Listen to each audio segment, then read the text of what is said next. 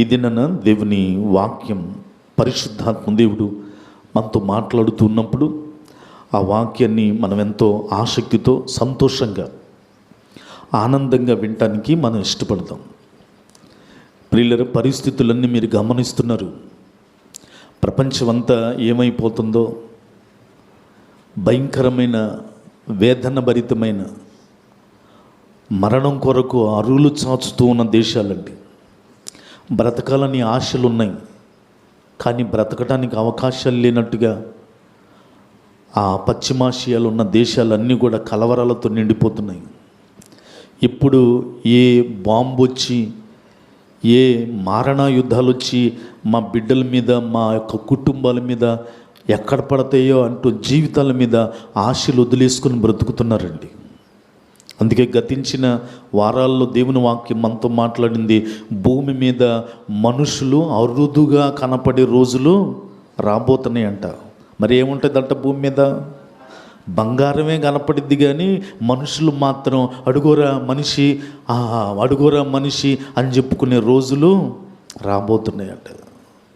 కనుక నేడు అను సమయం ఉండగానే దేవుని వాక్యాన్ని మనం ధ్యానిస్తూ ఉన్నప్పుడు అవి మనకి కొవ్వు మెదడు దొరికినట్టుగా ఉండునుగాక. ఈనాటి దేవుని వాక్యంలోనికి మనం వినడానికి ఇష్టపడదామండి. మీరు తెచ్చుకున్న పరిశుద్ధ గ్రంథమైన బైబిల్ని తెరిచి యోహాను సువార్త 19వ అధ్యాయం, the book of saint John chapter 19 verse 30. యోహాను సువార్త 19వ అధ్యాయము 30వ వచనములో బైబిల్ చెప్తున్న మాట, యేసు ఆ చెరక పుచ్చుకొని సమాప్తమైనదని చెప్పి తల వంచి ఆత్మను అప్పగించను. చాలండి ప్రియులరా, ఈ సందర్భము ఏంటి అని అంటే, యేసుక్రీస్తు ప్రభువారు సిలువు పైన వేలాడుతూ ఉన్నారు. మానవాళి పాప శాప దోషముల నిమిత్తము నలగొట్టబడి 39 కొరడా దెబ్బలు, అప్పటికే ముఖమంతా వాచిపోయేటట్టుగా కొట్టబడి, అప్పటికే సిలువ కొయ్య భుజాన్ని మీద మోసుకుంటూ వచ్చి, అప్పటికే ఉదయం 9 నుండి మధ్యాహ్నం 3 గంటల వరకు మండుటెండలో వేలాడుతూ 3 మేకుల మీద, అప్పటికే ఎన్నో మాటలు, దానికి ముందు 5 మాటలు కేకలుగా వేసి 6వ మాటగా యేసు ప్రభు పలికిన మాట మనం చదువుకున్నామండి. యేసు ప్రభు వారు హృదయపూర్వకంగా చెప్పిన మాట ఏంటంటే సమాప్తమైనది అనండి. ఏమైపోయిందంట? ఈ దినాన సమాప్తమైనది అనే మాట నుంచి ఆయన ఏమేమి సమాప్తం చేశాడు, కొన్ని విషయాలు మనం నేర్చుకుందాం. అంతేకాదు, సమాప్తం చెయ్యాలి అనంటే ఏం ఉండాలి, 5 విషయాలు ప్రత్యేకంగా ఈ దినాన మీ ముందు ఉంచుతాను. ప్రియులరా, పరిస్థితులు, జీవితాలు, మనుషులు ఎలాగున్నారంటే, ప్రారంభం బాగానే ఉంటుంది కానీ సమాప్తం మాత్రం బాగాడంలా. ప్రారంభించడానికి ప్రారంభిస్తున్నారు కానీ ఎలా క్లోజ్ చేయాలో అర్థం కావడంలా, ఎలా ముగించాలో, ఎలా సమాప్తం చేయాలో ఈనాడు అనేక మందికి కుదరకో, చేతకాకో, వల్లగాకో మధ్యలోనే డ్రాప్ అవుతున్నారండి. కానీ యేసు ప్రభు వారు అంటారు సిలువ మీద 6వ మాట సమాప్తమైనది. ప్రభువా, నేను సమాప్తం చేశానయ్యా. ప్రియుల, దేవుడు మనకిచ్చిన పరిస్థితుల్ని, కాపరాలైనా, సంసారాలైనా, భక్తి జీవితమైనా, చదువులైనా, వ్యవసాయమైనా, పని అయినా, ఏదైనా సమాప్తం చేసే వరకు మనం పోరాడాలి. దేవునికి స్తోత్రం చెప్పండి బిగ్గరగా. మధ్యలో వదిలేస్తే సిగ్గండి, మధ్యలో డ్రాప్ అయిపోతే అవమానం, మధ్యలో వదిలేస్తే మనల్ని ఏమంటారో తెలుసా? చాతగాని వాడు అంటారు. అంతేనా అండి? మన దేవుడు చాతగాని వాడు కాదు ప్రియులను. అందుకే ఆయన అన్నాడు, సిలువలో ఆయన పలికిన 7 మాటలలో 6వ మాట సమాప్తమైనది. నువ్వే జీవితంలో ఏనాడైనా ఈ మాట అనగలుగుతావండి? నేను సమాప్తం చేశానండి, పిల్లల్ని పెంచి పెద్ద చేసి వాళ్ళకు పెళ్ళిళ్ళు చేసి వాళ్ళని సెటిల్ని చేసి నేను సమాప్తం చేశానండి. నేను నా కాపురాన్ని అన్ని కష్టాలు వచ్చినా, నష్టాలు వచ్చినా, వేదనలు వచ్చినా, అవమానాలు వచ్చినా, ముఖం మీద ఛేదరించబడే పరిస్థితులు వచ్చినా, నా దాంపత్య జీవితాన్ని నేను సమాప్తం చేస్తూ ఉండడానికి ప్రయాణం చేస్తున్నానండి. ధైర్యంగా చెప్పగలవా? ఇవన్నీ ఒక ఎత్తు అయితే, దేవుడు నాకు ఆశీర్వదకరమైన ఆధ్యాత్మికమైన జీవితాన్ని ఇచ్చాడు, రక్షణనిచ్చాడు, మారు మనసునిచ్చాడు, బాప్టిస్ అనుభవాన్ని ఇచ్చాడు, బలలో చేయివేసే అనుభవాన్ని ఇచ్చాడు, సాక్ష్య జీవితాన్ని ఇచ్చాడు. వీటన్నిటిని సమాప్తం చేసి తీరతాను అని ధైర్యంగా చెప్పగలవా? అయితే యేసు ప్రభు వారు అంటున్నాడు, సిలువలో ఎన్నో మాటలు పలికిన 6వ మాటగా ఆయన గారు చెప్తున్న మాట ఏంటంటే సమాప్తమైనది. ప్రియులరా, యేసు ప్రభు వారు పలికిన 7 మాటల్లో కల్లా ఈ 6వ మాట చిన్న మాట మిగిలిన 7 మాటల కంటే. చాలా చిన్న మాట అయిన ఈ మాటలో భావము చాలా ఉంది. ప్రియులరా, ఈ మాటలో దేవుడు చాలా గొప్ప సంగతులు రాయించి ఉంచాడండి. సమాప్తమైనది గ్రీకులో ఏమన్నారంటే టెటెల్స్టాయ్ అని పిలిచారండి. గ్రీకులో సమాప్తమైనది అనే మాటని టెటెల్స్టాయ్ అని పిలిచారు. ప్రియులరా, అంటే దీనికి అర్థం ఏంటంటే అప్పు పూర్తిగా చెల్లించబడినది అని అర్థం అంట. అంటే ఇప్పుడు యేసుప్రభు వారు గ్రీకు భాషలో టెటెల్స్టాయ్, తెలుగులో సమాప్తమైనది అని అంటే అసలైన అర్థం ఏంటంటే అప్పు పూర్తిగా చెల్లించబడినది. ఎవరప్పు తీర్చి సమాప్తం చేసాడు యేసయ్య అంటే నా పాపమనే అప్పు, నీ పాపమనే అప్పు, మన దోషాలంటే రుణాలన్నీ కూడా యేసుప్రభు వారు పూర్తిగా చెల్లించేసాడంట. చప్పట్లు కొట్టి బిగ్గరగా దేవుని నామాన్ని మహింపరుద్దామండి. దేవుడైన యెహోవా కూడా ఆదికాండంలో 1వ అధ్యాయంలో సర్వ సృష్టినంతటిని కూడా సగంలో ఆపేశాడా, సమాప్తం చేశాడా? అమ్మ, సమాప్తం చేశాడు ఆయన. మొదటి రోజు సృష్టి అంతా, రెండో రోజు సృష్టి అంతా, 6 రోజులు సృష్టి అంతా మధ్యలో ఆపేలా నాకులాగా నీకులాగా ఆయన సమాప్తము చేసి 7వ దినాన దేవుడు ఏం చేశాడంట? విశ్రమించాడండి. ప్రభు అయిన యేసుక్రీస్తు వారు కూడా సిలువ పైన సమాప్తము చేసి ఆయన కూడా విశ్రమించాడు. నీ జీవితంలో కూడా సమాప్తం చేసినప్పుడే నీకు విశ్రమించే అవకాశాన్ని దేవుడిస్తాడు. అప్పటిదాకా మనస్సులో కానీ నీ శరీరంలో కానీ ఈ కష్టం నష్టం నువ్వు పని పూర్తి చేయాలి. సమాప్తము చేశాడు. ప్రియులరా, ఆయన ఇంచుమించు ఏం సమాప్తం చేశాడో మీకు తెలిసిన విషయాలే, కొన్ని విషయాలు నేను జ్ఞాపకం చేస్తాను, జాగ్రత్తగా వినండి ప్రియులరా. యేసు ప్రభు వారు సమాప్తం చేసిన వాటిలో నెంబర్ 1 మత్తయి సువార్త 26వ అధ్యాయము 1వ వచనం ప్రకారము, మత్తయి సువార్త 26వ అధ్యాయము 1వ వచనం ప్రకారము యేసు ప్రభువు తన శిష్యులకు చేయవలసిన బోధలను ఆయన చాలించిన తర్వాత అనుందా అక్కడ? చాలించిన తర్వాత ప్రియులరా, యేసు ప్రభు వారు మొదటిగా ఆయన సమాప్తం చేసింది ఏంటంటే భూమి మీద ఆయన చెప్పవలసిన బోధంతా సమాప్తం చేశాడు. చేతులుండి పైకి బిగ్గరగా స్తోత్రం చెప్పండి. ప్రియులరా, మనమేం ఇంకా బాధల్లోనే ఉన్నాం కానీ బోధల్లోకి రాలా. హలో, మనం ఇంకా ఎక్కడున్నామండి? బాధల చుట్టే తిరుగుతున్నాం కానీ బోధల దగ్గరికి ఇంకా రాలా. యేసుప్రభు వారు బాధలన్నీ కూడా అధిగమించేసి బోధలన్నీ సమాప్తము చేశాడండి. ఎక్కడెక్కడో ఆయన ఏం సమాప్తం చేశాడో చెప్పడం కంటే నా వైపు చూస్తూ వినండి. యేసుప్రభు వారు సిలువ మీద ఎన్ని మాటలు పలికాడండి? 7 మాటలు పలికాడు. 7 మాటల్లో ఏమేం సమాప్తం చేశాడో నేను 7 విషయాలు చెప్తా, జాగ్రత్తగా వినండి ప్రియులరా.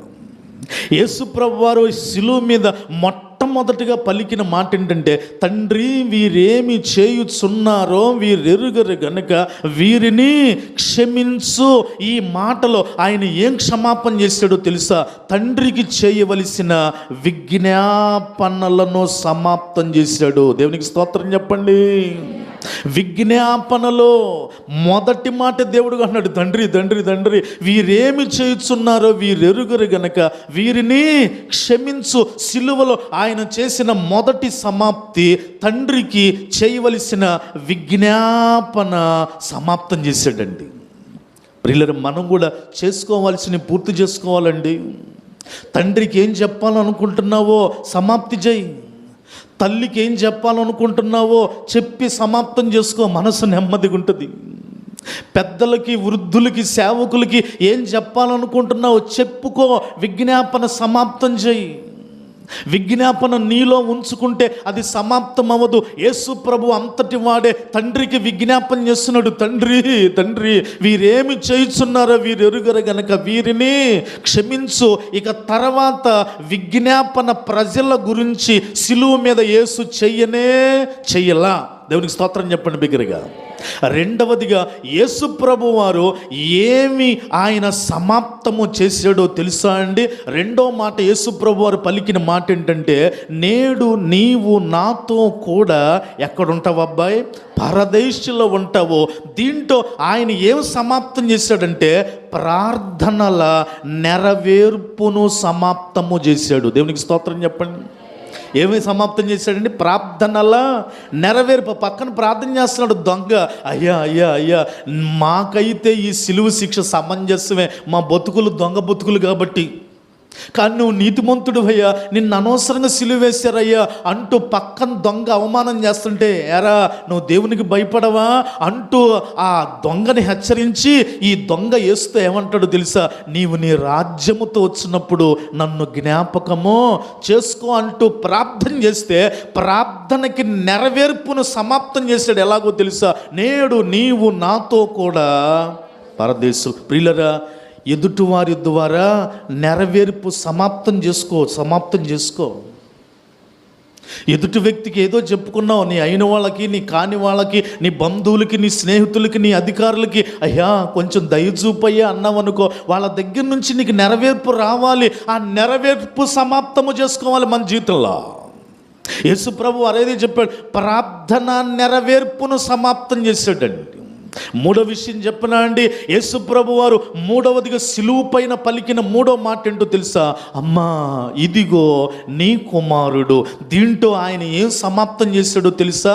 తల్లి బాధ్యతను సమాప్తము చేశాడు. దేవునికి స్తోత్రం చెప్పండి. అంత వేదన పడుతున్నా నా కన్న తల్లి నన్ను గన్నదిగా, నవమాసాలు మోసింది. అన్నిటికీ మంచి కన్య మరియ వివాహం కాకుండానే పరిశుద్ధాత్మ శక్తి ద్వారా నన్ను గర్భము ధరిస్తే ఎన్ని నిందలు అనుభవించిందో, ఎన్ని అవమానాలు ఎదుర్కొందో. ఇలాంటి కన్న తల్లిని నేను వదిలేస్తే ఎలాగా? ఇలాంటి కన్న తల్లిని నేను పట్టించుకోకపోతే ఎలాగా అంటూ సిలువ పైన మూడో మాట, అమ్మా ఇదిగో నీ కుమారుడు అంటే ఆయన ఏం సమాప్తం చేశాడో తెలుసా? నేను లేకపోయినా యాహోనును నీకు కుమారుడిగా ఇస్తున్నాను, ఇతను నీకు అన్ని బాగా చూసుకుంటాడమ్మా, ఇతను నీకు అన్ని తెచ్చి పెడతాడమ్మా. నువ్వేం బాధపడుతూ నన్ను కన్నావు, నా కోసం రక్తం వలకబోసావు. తల్లిదండ్రులకి నువ్వెందుకు నీ యొక్క ప్రాణాన్నైనా, నీ డబ్బునైనా, నీ ప్రేమను ఎందుకు పంచాలో తెలుసా? వాళ్ళేం ఇవ్వలేకపోయినా కన్న తల్లి నీకు కడుపులో నీకు స్థానం ఇచ్చింది. తమ్ముడు, అన్న, చెల్లి, అక్క. ఆయన ఏం సమాప్తం చేశాడంటే తల్లి బాధ్యతను సమాప్తం చేశాడు. మూడవదిగా చేస్తున్నావా నీ బాధ్యతను సమాప్తం? నీ వల్ల కావడంలా, నా వల్ల కావడంలా. అందుకే సిలువలో కూడా ఆయన పలికిన ఆరో మాట సమాప్తమైనది. ఇంకేం సమాప్తం చేశాడండి? ఆయన పలికిన నాలుగో మాట ఏంటంటే, నా దేవా నా దేవా నన్నేలా చేయి విడిచితివి. దీనిలో ఆయన ఏం సమాప్తం చేశాడంటే తన హృదయంలో ఉన్న ఆవేదనను సమాప్తం చేసుకున్నాడండి. దేవునికి స్తోత్రం. ఏం సమాప్తం చేశాడండి? ఆవేదనను సమాప్తం చేశాడు. నీలో ఆవేదన పెట్టుకోబాకు, కృంగిపోతావు. నీలో దిగులును పెంచేసుకోబాకు, చెప్పేసుకో తండ్రితో, అయ్యా అయ్యా నన్ను ఎందుకు జై విడిచావయ్యా. మాట్లాడు ఆయనతో. ఆవేదన దిగిపోద్దమ్మా, బరువు దిగిపోద్ది. మనం అప్పుడప్పుడు ఉంటాం, బాధ అంతా ఇంకో వాళ్ళకి చెప్పుకుంటే ఏమైద్దంట, హృదయంలో అది దిగిపోద్ది ప్రియులరా. అయితే యేసుప్రభు వారు కూడా ఆవేదనను సమాప్తం చేసుకున్నాడు. అయ్యా నన్ను ఎందుకు జై విడిచావయ్యా. తన ఆవేదనను సమాప్తం చేసుకుని నా చేతులు జోడించి మనవి చేస్తాను, నీలో నువ్వు కృంగిపోవద్దమ్మా, నీలో నువ్వు కృంగిపోవద్దు. చెప్పుకో. నీ బాధ ఎవరైతే వింటారో వాళ్ళకి వెళ్ళి చెప్పుకో, దయచేసి తప్పులేదు. నీకు నాన్న వాళ్ళు ఎవరున్నారు, నీకు దిక్కు, నాకు పలానోళ్ళే, నేను చెప్తే వింటారు వీళ్ళు అనుకున్న వాళ్ళతో కాసేపు కూర్చొని నీ బాధ ఏంటో చెప్పుకో వాళ్ళకి. వాళ్ళు చేసినా చేయకపోయినా ఆ వింటున్నప్పుడు నువ్వు పొందే ఆ సంతోషమే నీ బరువును దించుతుంది ప్రియులరా. నన్ను మాట్లాడినివ్వండి. నీ ఆవేదనంతా వినేది యేసు ఒక్కడే. చప్పట్లు కొట్టి బిగ్గరగా దేవుని నామాన్ని మహింపరుద్దామండి. అంతేకాదు 5వ మాట యేసు ప్రభు వారు పలికిన మాట ఏంటో తెలుసా? దప్పిగొనుచున్నాను అనండి. అన్నాడండి? దప్పిగొనుచున్నాడు. దీంట్లో ఆయన ఏం పూర్తి చేశాడంటే లేఖనముల నెరవేర్పును సమాప్తం చేశాడు అని అన్నాడు. ఏమిటండి అది? లేఖనాల నెరవేరు. పాత నిబంధనల కీర్తనల భాగంలో ఉంటుంది, నేను దప్పికొనగా నా చేదు చెరకిచ్చాడు. పాత నిబంధనలో పలికిన లేఖనాల నెరవేర్చబడాలి గనక సమాప్తం చేశాడు. అంటే వాక్యాన్ని నెరవేర్చాడండి. నా జీవితంలో, నీ జీవితంలో కూడా ఏమి నెరవేర్చాలో తెలుసా అని అన్నారండి. ఏమి నెరవేర్చాలండి? దేవుని వాక్యాన్ని నెరవేర్చాలండి. ఇన్ని సంవత్సరాల వరకు నన్ను ఎందుకు బ్రతికిస్తున్నాడంటే, నిన్నెందుకు బ్రతికిస్తున్నాడంటే వాక్యము నా జీవితములో నెరవేర్చబడునుగాక. నెరవేర్చబడిందయ్యా, నేను నెరవేర్చానని, నేను సమాప్తం చేశానని నువ్వు కూడా చెప్పగలగాలండి. దేవునికి స్తోత్రం చెప్పండి. యెహోషువ అదే అంటాడు, నేను నా ఇంటి వారు యెహోవాను సమాప్తం చేశాడు ఆయన. ప్రియులరా, ఇక 6వ మాట మనం ఇప్పుడు ధ్యానం చేస్తున్నాము. సమాప్తమయ్యను అనండి. ఏం చేశాడంట? ఏం సమాప్తం చేశాడంటే ఆయన యోహాను సువార్త 19వ అధ్యాయం 28వ వచనం చదవండి ప్రియులరా. యోహాను సువార్త 19వ అధ్యాయం 28వ వచనంలో, అటు తర్వాత సమస్తమును అప్పటికి సమాప్తమైనది. చప్పట్లు కొట్టండి ఒకసారి బిగ్గరగా చప్పట్లు కొట్టాలి, బిగ్గరగా చప్పట్లు. ఏం సమాప్తం చేశాడంట? సమస్తము అనండి. ఏంటండి అది? ఇక ఏది కొరత లేదు, ఏది కొరత లేదు. అప్పుడప్పుడు మనం ఏదన్నా మన ఇంట్లో పెళ్ళిళ్ళు కానీ ఫంక్షన్లు కానీ ఏమైనా జరిగినప్పుడు అప్పుడప్పుడు పెద్దోళ్ళు మనతో, ఎరా అన్ని పనులు పూర్తయినాయా ఏమ్మా వింటున్నారా, అన్ని పనులు పూర్తయినాయి అని అంటే మిగతా వాళ్ళు అంటే అన్నీ పూర్తయినాయి ఇక వచ్చి భోంచేయడమే అందరూ. అంటే దీని అర్థం ఏంటి? అంతా సమాప్తం చేసి రెడీగా ఉన్నాం. యేసు ప్రభు వారు కూడా అంటున్నాడు, సమాప్తమైనది. ఏం సమాప్తం చేసేవయ్యా? అదిగో విజ్ఞాపన సమాప్తమే చేయటం కాదు, 2 ప్రార్థనకి నెరవేర్పును సమాప్తం చేయటమే కాదు, 3 తల్లి బాధ్యతను సమాప్తం చేయటమే కాదు, 4 ఆవేదనను సమాప్తం చేయటమే కాదు, 5 నా యొక్క పరిస్థితులు లేఖనాల నెరవేర్పులు సమాప్తం చేయటమే కాదు, సమస్తమును సమాప్తం చేశా. దేవునికి స్తోత్రం చెప్పండి బిగ్గరగా. ఆయన ఏది చేసినా సమాప్తం పూర్తి చేస్తాడండి. అందుకే బైబిల్లో ఒక మాట ఉంది, ఆయన సమస్తమును బాగు చేసే దేవుడు. ఇక 7వది ఆఖరి మాట ఉంది, తండ్రి నీ చేతికి నా ఆత్మను అప్పగించుకొనుచున్నాను. ఈ మాట ఇక భూమి మీద యేసు ప్రభు వారు బ్రతికొండంగా పలికిన ఆఖరి మాట. అందరు వినాలండి. అప్పుడప్పుడు అంటూ ఉంటాం, మా అమ్మ చివరి మాట పలానా మాట బలికి చచ్చిపోయిందమ్మా, మా నాన్న నాతో చివరిగా ఈ మాట బలికాడండి, నాకు బాగా కావలసిన వాళ్ళు నా చేతిలో చేయి వేసి చివరి మాట పలికి ప్రాణం పోయాడండి. చివరి మాట ఎంత ప్రాముఖ్యంగా తీసుకుంటావో, యేసు ప్రభు వారు భూమి మీద బ్రతికి ఇక ఆయన తుది శ్వాస చనిపోయే 3 గంటలకి ప్రాణము విడిచే ముందు ఆయన నోట్లోంచి వచ్చిన చివరి మాట ఏంటో తెలుసా? తండ్రి నీ చేతికి నా ఆత్మను అప్పగించుకొనుచున్నాను. అంటే ఇక భూమి మీద నేను పలకాల్సింది ఇంకేమీ లేదు, అన్నీ పలికేసానంటూ సమాప్తము చేసి ఆత్మను ఎవరైతే ఇచ్చారో ఆ ఆత్మను కూడా తండ్రికి ఇచ్చి సమాప్తం చేశాడండి. దేవునికి స్తోత్రం. నరుని ఆత్మ యెహోవా పెట్టిన దీపం. ఈ ఆత్మను దేవునికి అలాగే అప్పచెప్పి ఫినిష్ చేసినయ్యా. ఏది ఆపల మధ్యలో సబ్జెక్టులు తప్పిపోయిన పిల్లలు ఎంత వేదన పడతారో తెలుసా? అయ్యో నాకు ఈ ఒక సబ్జెక్ట్ ఆగిపోయిందే, 2 సబ్జెక్టులు ఆగిపోయిందే, ఇంటర్ ఫస్ట్ ఇయర్లో సబ్జెక్ట్ పోయినా ఇంటర్ సెకండ్ ఇయర్ చదువుతా కూడా ఫస్ట్ ఇయర్ సబ్జెక్టు సమాప్తం చేయాలి, 2వ ఇయర్లో కూడా అన్ని సమాప్తం చేయడానికి ఎంత కష్టపడి సమాప్తం చేసినప్పుడు ఎంత ఆనందపడతారో. యేసుప్రభు వారు కూడా సిలువలో ఆఖరి మాట ఇక భూమి మీద బతుకుండంగా ఆయనకు పలకాల్సిందేమీ లేదు, అన్ని పూర్తి చేసి సమాప్తము చేసి, తండ్రి నీ చేతికి నా ఆత్మను అప్పగించుకొనుచున్నా. అప్పుడప్పుడు మనం అంటూ ఉంటామండి, మా అమ్మ మా నాన్న మాకేది కూడా అప్పులు కానీ మాకేది కానీ వదిలే, అన్నీ వాళ్ళే సరిచేసిపోయారయ్యా మహానుభావులు. ఈ సాక్ష్యం ఎంత గొప్పదండి. మా అమ్మ మా నాన్న నా కోసం కన్నీరు కార్చి ప్రార్థన చేశారండి, అందుకే నేను ఈ స్థితిలో ఉన్నాను. వాళ్ళు సమాప్తం చేశారండి. అందుకే యేసుప్రభు వారు అంటున్నారు, సమాప్తమైనది. దేవునికి స్తోత్రం చెప్పండి బిగ్గరగా. ఆయన పని తుదముట్టించడమే ఆయన సమాప్తం చేస్తాడు ప్రియులరా.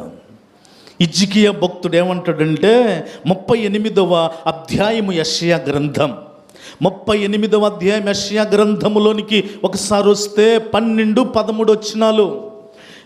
యెషయా గ్రంథం 38వ అధ్యాయం 12-13 వచనాలు. నా నివాసము పెరికివేయబడిను, గొర్రెల కాపరి గుడిసెవలే అది నా యొద్ద నుండి ఎత్తుకొని పోబడిను. నేయువాడు తన పని చుట్టుకొనున్నట్టు నేను నా జీవము ముగించుచున్నాను. ఆయన నన్ను బద్దె మీద నుండి కత్తిరించుచున్నాడు. అమ్మ అయ్యా అందరు వినండి, ఒక్క దినములోగా నీవు నన్ను అనండి ఏం చేస్తాడంట? సమాప్తి చేయుచున్నావు. హిజ్కియా అంటున్నాడు, అయ్యా నువ్వు తలుసుకుంటే నన్ను ఒక్క రోజులో ఏం చేస్తావు?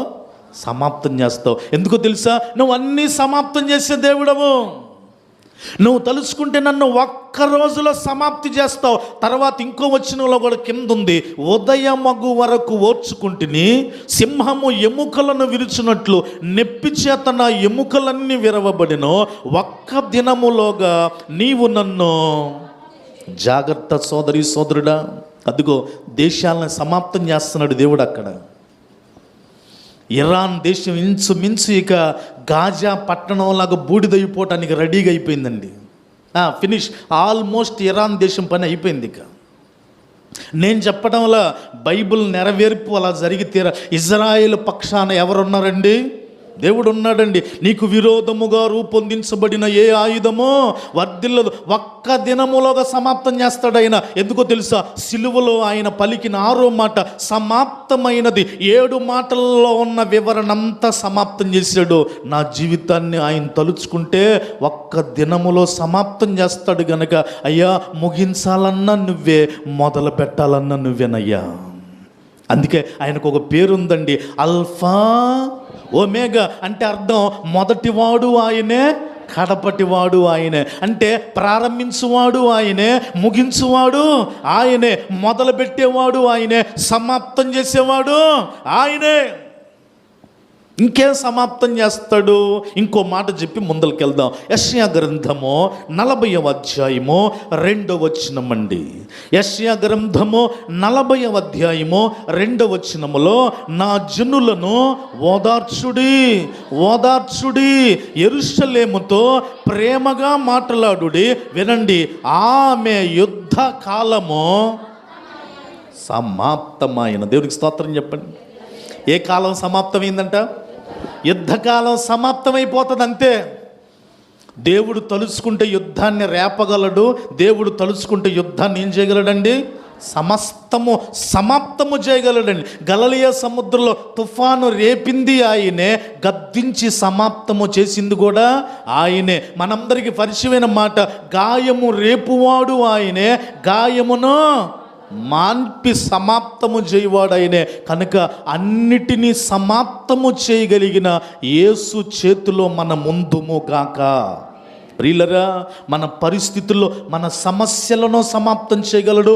మన దుఃఖ దినములు ఏమైపోతాయంట? సమాప్తమగును. నేను స్తోత్రం చెప్పండి.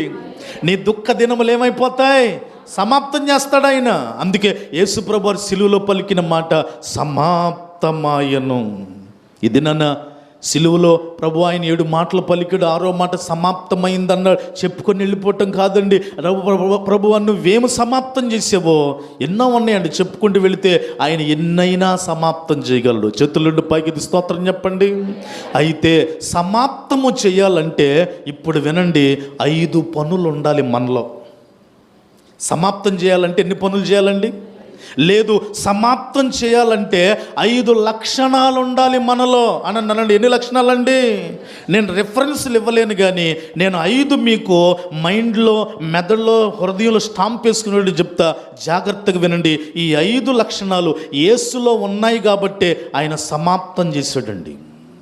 సమాప్తం చేయాలంటే నెంబర్ 1 మొదటగా ఏముండాలంటే స్థిరత్వం ఉండాలి అనండి. సమాప్తం చేయాలంటే ఏముండాలి? ఒక పనిని మనం సమాప్తం చేయాలంటే స్థిరంగా ఉండాలి, స్థిరత్వం ఉండాలి మనలో. కాలేజీకి వెళ్తున్నావు, చివరిదాకా చదివి లాస్ట్ ఎగ్జామ్ రాస్తేనే కానీ ఆ సంవత్సరం చదువు ఏం పూర్తి చేసినట్టు? సమాప్తం చేసినట్టు ప్రియులారా. అంతేగాని మధ్యలో జంప్ అయ్యావనుకో స్థిరత్వం అవుతుందా? అది అవ్వదండి. యేసు ప్రభు వారు కూడా సమస్తమును ఆయన ఎందుకు సమాప్తం చేశాడంటే, యేసులో ఉన్న మొదటి లక్షణం ఏంటంటే స్థిరత్వం అనే లక్షణం ఉందండి. మనం కూడా అన్నిటిలో అపోస్తలుడైన పౌలు గారు అన్నట్టుగా కొరింథీయులకు రాసిన పత్రిక, మీరు స్థిరులను కదలని వారై ఉండాలి. దేవునికి స్తోత్రం చెప్పండి బిగ్గరగా. కనుక మొదట మనకేముండాలంటే స్థిరత్వం ఉండాలి. అందరూ అనండి, ఏముండాలి అంటే దాని అర్థం పని ప్రారంభించినప్పుడు ఉన్న ఉత్సాహము ఎప్పటిదాకా ఉండాలండి. అందుకే బైబిల్లో ఒక మాట ఉంది, ప్రసంగి గ్రంథంలో, కార్యారంభము కంటే కార్యాంతమే మేలో. ఇప్పుడు యేసుప్రభు వారు మొదటి మాట పలకటం కంటే 6వ మాట సమాప్తమైనదన్న మాటలోనే ఎక్కువ విలువ ఉందండి. చప్పట్లు కొట్టి బిగ్గరగా దేవుని నామాన్ని మహింపరుద్దామండి.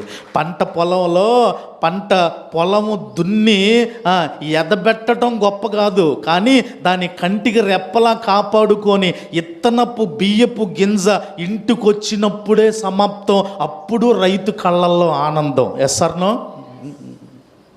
కష్టపడి చదివి పగలనక రాత్రనక అందరూ నిద్రపోయిన తర్వాత గోల డిస్టర్బెన్స్ లేకుండా చదవాలనుకుంటున్న పిల్లల బిల్డింగుల మీదకి వెళ్ళి లైట్లు లేకపోయినా సెల్ ఫోన్లు పెట్టుకొని కష్టపడి అర్ధరాత్రులు చదివి చదివి చదివి ఉద్యోగాలు పొంది ఇప్పుడు అనుభవిస్తున్న ఆనందమే వారి జీవితంలో సమాప్తం చేశారండి. చప్పట్లు కూడా దగ్గరికి దేవునామాన్ని మహింపరుద్దాం.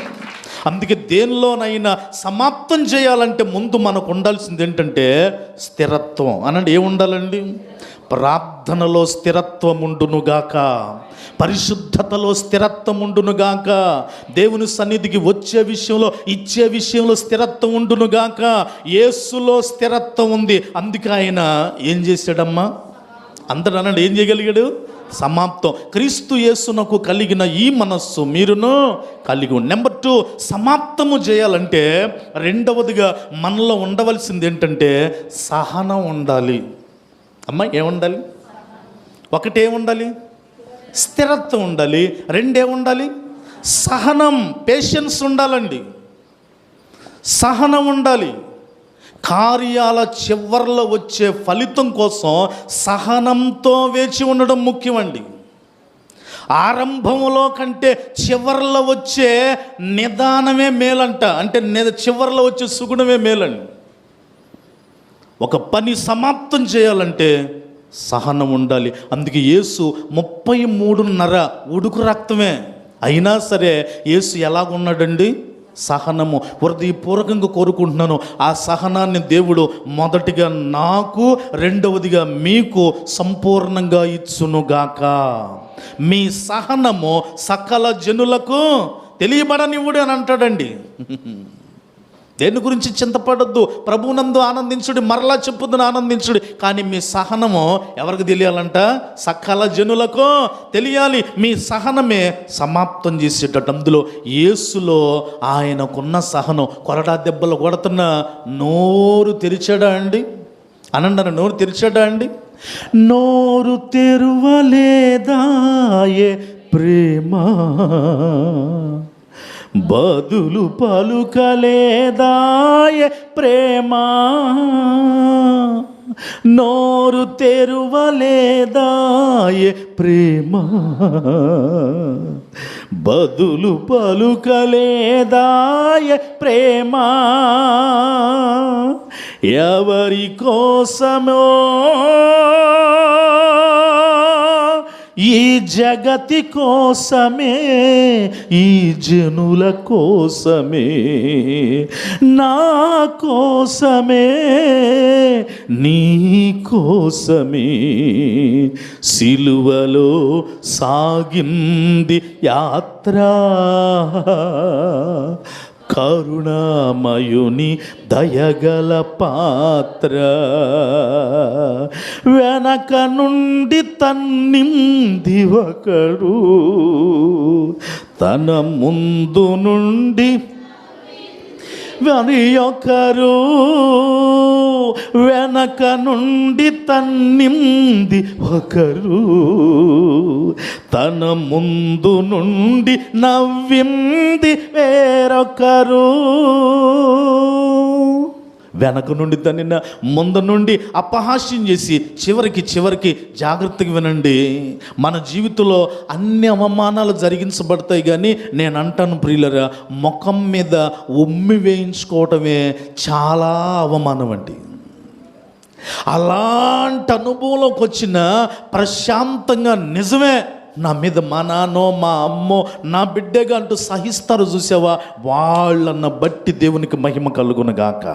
చప్పలు కొట్టండి ఒకసారి, బిగ్గరగా చప్పలు కొట్టండి, బిగ్గరగా చప్పలు కొట్టండి. ఈ అనుభవం యేసయ్యదే, దేవునికి స్తోత్రం చెప్పండి బిగ్గరగా.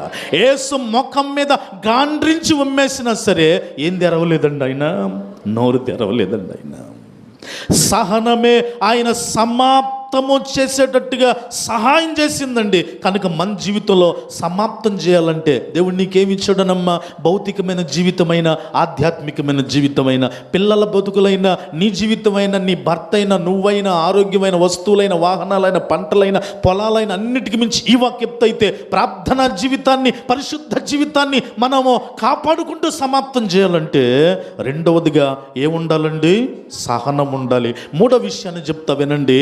సమాప్తం చేయాలంటే మూడవది ఏముండాలంటే సాక్ష్యం ఉండాలి. అమ్మ అందరు నాతో అనండి, ఏముండాలి? It's most important. టెస్టిమోనీ. సాక్ష్య జీవితాల్లో పడిపోతున్న నేనైనా, నువ్వైనా, మనమైనా మరలా లేచి నిలబెట్టుకోవటం గొప్ప సంగతి. దేవునికి స్తోత్రం చెప్పండి.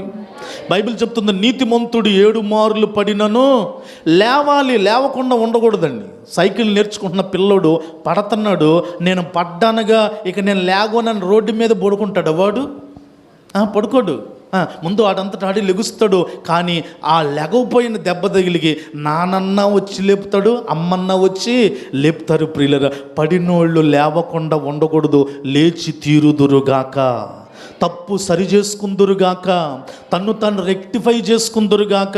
లోపాలు లేనోళ్ళు, పొరపాట్లు లేనోళ్ళు లేరు. కానీ మరలా అదే చేయడం కంటే, ప్రభువా ఇక నేను మరలా సరి చేసుకొని నా సాక్ష్యాన్ని కాపాడుకుందునుగాక. సాక్ష్యం కలిగిన వాళ్ళే సమాప్తం చేస్తారండి. ఆమెన్. అందరూ అనండి, సాక్ష్యం కలిగిన వాళ్ళు ఏం చేయగలరండి? సమాప్తం చేయగలరు. ఈ సాక్ష్యం యేసులో నిండారులుగా ఉంది. దేవునికి స్తోత్రం. ఆయన ఒక ప్రశ్న ఇస్తాడు, నాలో ఏ పాపమైన ఉన్నదని మీలో ఎవడైనానో నిరూపించగలరా? ఎంత గొప్ప సాక్ష్యం అండి. నీ జీవితంలో, నా జీవితంలో నిజమే మనుషులం కాబట్టి నా చేతులు జోడించి నేను మనవి చేస్తాను, లోపాలు లేక పడిపోలేని సందర్భాలు లేకపోలేదేమో, అయినా సరే నిలబెట్టువాడు ఆయనే. నిలబెడుతున్న దేవుని వైపు నిలబడిన మనం ఏం చేయాలంటే ఇక నుంచైనా జాగ్రత్తగా కాపాడుకుందుముగాక. అప్పుడే ఏం చేయగలం అనండి, అప్పుడే ఏం చేయగలం? సమాప్తి చేయగలం. నాలుగవదిగా మనం సమాప్తి చేయాలంటే మనలో ఏముండాలంటే స్తుతి ఉండాలండి. అనండి, ఏముండాలి? బిగ్గరగా అనండి, ఏముండాలి? స్తుతి. దేవుణ్ణి ఎప్పుడూ స్తుతించాలి. అనండి, చేతులుండి పైకి స్తోత్రం అనండి, యేసయ్య స్తోత్రం అనండి, నజరేయుడా స్తోత్రం అనండి, గలిలయుడా స్తోత్రం అనండి, యెహోవా తండ్రి స్తోత్రం అనండి, యేసుక్రీస్తు ప్రభువా స్తోత్రం అనండి, పరిశుద్ధాత్మ దేవా స్తోత్రం అనండి, నిన్న నేడు నిరంతరం ఏకరీతిగున్న దేవా స్తోత్రం అనండి. స్తుతి ఉండాలండి. అందుకే దావీదు దినమునకు ఎన్ని మార్లు స్తుతించాడంట? అందరూ అనండి, ఎన్ని మార్లు అండి? అందుకే దావీదుని దేవుడు ఏమన్నాడంటే, దావీదు నా ఇష్టానుసారుడైన మనుష్యుడు, అతడు నా ఉద్దేశాలన్నీ కూడా నెరవేర్చువాడు. ప్రియులరా, కనుక యేసు కూడా స్తుతించాడండి. 5 రొట్టెలు 2 చిన్న చేపలు ఇస్తే ఆకాశము తట్టుకు పైకెత్తి ఏ స్తుతులు చెల్లించాడంట? కృతజ్ఞతాస్తుతులు చెల్లించి విరిచి పంచి పెట్టగా 5,000 మంది తృప్తిగా తిన్నా కూడా ఎన్ని గంపలు మిగిలాయండి? 12 గంపలు. యేసయ్యే స్తుతిస్తే నువ్వు స్తుతించవా? నువ్వు సమాప్తం చేయాలంటే మన జీవితంలో ఎప్పుడు ఏముండాలండి? స్తుతుండునుగాక. 5వది ఆఖరిది చెప్పి నేను ప్రార్థన చేస్తాను, ఒకసారి రిపీట్ చేయండి. ఎన్ని విషయాలు విన్నామండి? 4. సమాప్తము చేయాలంటే నెంబర్ 1 ఏముండాలి? మీ మాట వినపడాలి బిగ్గరగా. సమాప్తం చేయాలంటే ఏముండాలి? స్థిరత్వం ఉండాలి అన్నిటిలో. 2 సమాప్తం చేయాలంటే ఏముండాలి? సహనం ఉండాలి అన్నిటిలో. 3 సమాప్తం చేయాలంటే ఏముండాలి? సాక్ష్యం ఉండాలి అన్నిటిలో. 4 సమాప్తం చేయాలంటే ఏముండాలి? స్తుతి ఉండాలి అన్ని విషయాల్లో. అందుకే దెస్సలోనికైయులకు రాసిన పత్రికలో ప్రతి విషయమునందును దేవునికి ఏం చెల్లించాలండి? కృతజ్ఞతాస్తుతులే. ఒక్క విషయంలో కాదు, ప్రతి విషయంలో స్తుతులు చెల్లించాలి. ఇక 5వది ఆఖరిది, ఇది చాలా ప్రాముఖ్యమైందండి. అన్ని ప్రాముఖ్యమైనవే, ఇది ఇంకా ప్రాముఖ్యమైంది. సమాప్తము చేయాలి అనంటే సాతాను ప్రణాళికలు ఏంటో కనిపెడతా ఉండాలి. హలో, ఏ ప్రణాళికలండి? వీడికి అసలు మన మీదే పనండి. ఎందుకో తెలుసా? మనం సమాప్తం చేయటం వాడికి ఇష్టం లేదండి. నువ్వు ఇల్లు సమాప్తి చేయటం వాడికి ఇష్టం ఉండదు. నువ్వు పిల్లల్ని సమాప్తం చేసుకోవడం ఇష్టం ఉండదు. పిల్లలకు పెళ్ళిళ్ళు చేయటం, చదువులు చెప్పడం, ముగించడం, అన్ని వస్తువులు తేవటం, వాళ్ళ కడుపు నిండా పెట్టుకోవటం, నువ్వు హోందాగా బతకటం, నువ్వు దర్జాగా బతకటం, నువ్వు గౌరవంగా బ్రతకటం సాతానోడికి ఇష్టం ఉండదండి. నువ్వు మందిరానికి రావటం, వాక్యం చదవటం, చక్కగా వస్తువులతో, వాహనాలతో, ఆరోగ్యాలతో వాక్యాన్ని పట్టుకొని ప్రయాణం చేయటం వాడికి ఇష్టం ఉండదు. కనుక వాడు ఎప్పటికప్పుడు ఏదొక నింద, ఏదొక సమస్య, ఏదొక వేదన వాడు తీసుకొచ్చి పెడతా ఉంటాడు. కనుక ముందే సాతాను ప్రణాళిక ఏంటో మనం గుర్తుపట్టాలండి. సాతాను ప్రణాళిక ఏంటో గుర్తుపట్టాలి. అప్పుడు మనము సాతానా, నువ్వు ఈ పని తీసుకురాబోతున్నావు గనక నేను సాధ్యమంత వరకు ఎదిరిస్తాను. లేదు, దేవుడు యోబును అప్పచెప్పినట్టు అప్పచెప్తాడా? భరిస్తా. చప్పట్లు కొట్టండి బిగ్గరగా ఒకసారి. సాతాను తంత్రములు మనము తెలియని వారమో కాదు. నన్ను ఒక మాట చెప్పనివ్వండి. యేసు ప్రభు వారు యోర్దాను నదిలో బాప్టిజం పొందిన తర్వాత ఎన్ని దినాలు ఎవరి చేత శోధించబడటానికి తీసుకొని పోబడ్డాడు? మరి జాగ్రత్త వినాలి. యేసు ప్రభువునే శోధించాడు. ఎన్ని రోజులండి? నాకు అనిపించిందండి, అంటే దీన్ని వేరే రకంగా తీసుకోబాకండి, నాకు అనిపించింది ఏంటంటే యేసు ప్రభువుని సాతానుడు ఎత్తైన శిఖరం మీదకి తీసుకెళ్ళాడంట. నాకు అనిపించింది సాతానుడు తీసుకెళ్తే యేసు ప్రభు వెళ్ళాడా వెళ్ళలేదా? జాగ్రత్తగా వినాలి. సాతాను వాడు యేసు ప్రభువుని ఎక్కడికి తీసుకెళ్ళాడు? ఎత్తైన శిఖరానికి తీసుకెళ్ళి అంటాడు, ఇగో చూడు చూడు చూడు, ఈ లోకం అంతా నీకు ఇచ్చేస్తా, నాకు సాగిలిపోడు అన్నాడండి. ఎవడు? సాతాను. తర్వాత యేసుప్రభు వారికి గద్దించాడు, సాతానా నా దగ్గర నుంచే పో అనగానే వాడు వెళ్ళిపోయాడు. కానీ నాకేమనిపించిందో తెలుసా? సాతానోడు తీసుకెళ్తే యేసుప్రభు వారే శిఖరం పైకి వెళ్ళాడు కాబట్టి నువ్వు నేను ఇంకెంత జాగ్రత్తగా ఉండాలి ఆలోచించి.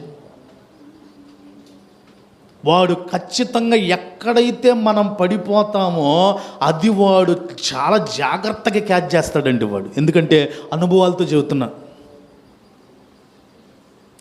మనం ఏది లొంగట్ల వాడికి ఏడ లొంగుతామో దాన్నే పట్టుకుంటాడు. మన వీక్ పాయింట్ ఏందో, మనం ఏడ పట్టుకుంటే బెండ్ అవుతామో, ఏది పడితే పడిపోతామో, ఏదైతే ఏడ్చేస్తామో అక్కడే మొదలు పెడతాడు వాడు, అక్కడే మొదలు పెడతాడు.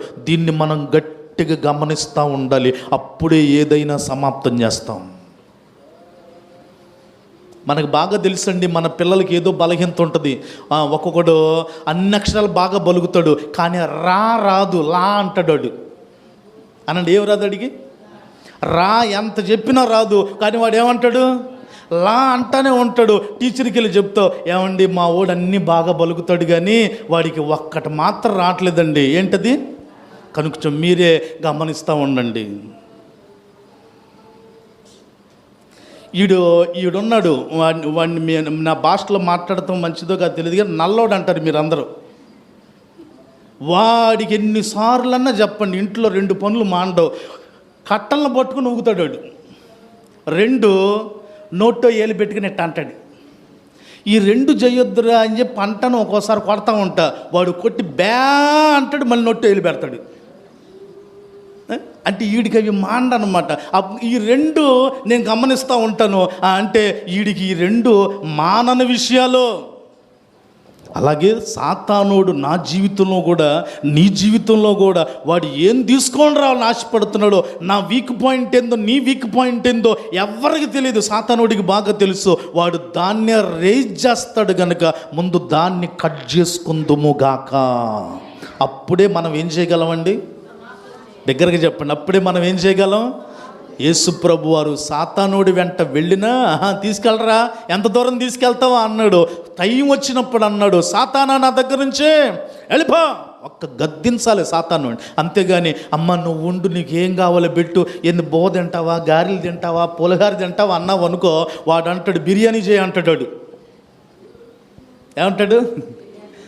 వాడి తట్ట కాదు, యేసు రక్తమే జయం, సిలువ రక్తమే జయం, అంతే. యేసు నామమున వెళ్ళిపోదువు గాక. దేవునికి స్తోత్రం చెప్పండి బిగ్గరగా.